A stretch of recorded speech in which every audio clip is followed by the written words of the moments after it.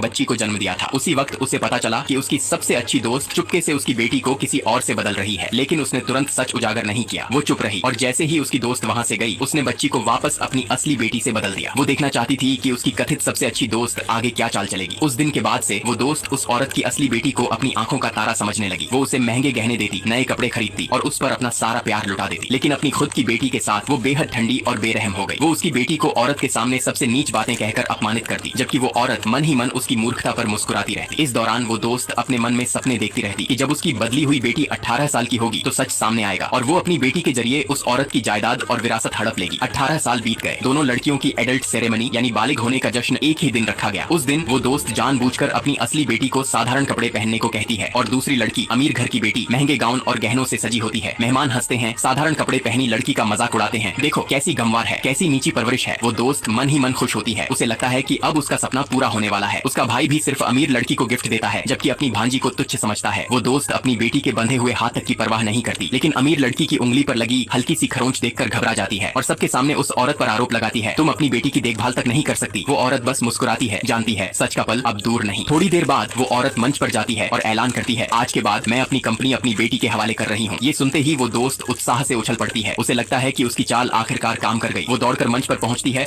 और जोर से कहती है, असल में 18 साल पहले नर्स की गलती से हमारे बच्चे बदल गए थे। ये अमीर लड़की मेरी असली बेटी है। सारे मेहमान हैरान रह जाते हैं। वो औरत शांत स्वर में कहती है, बिना डीएनए टेस्ट के तुम्हारी बातों का कोई सबूत नहीं। तभी वो दोस्त का भाई डीएनए रिपोर्ट लेकर आता है। वो दोस्त मुस्कुराते हुए रिपोर्ट पकड़ती है, लेकिन जैसे ही नतीजा देखती है उसका चेहरा सफेद पड़ जाता है। रिपोर्ट में साफ लिखा होता है उसका उस अमीर लड़की से कोई रिश्ता नहीं है। तभी वो औरत सामने आकर सारा सच बताती है, कैसे उसने 18 साल पहले अपनी बेटी को वापस बदल दिया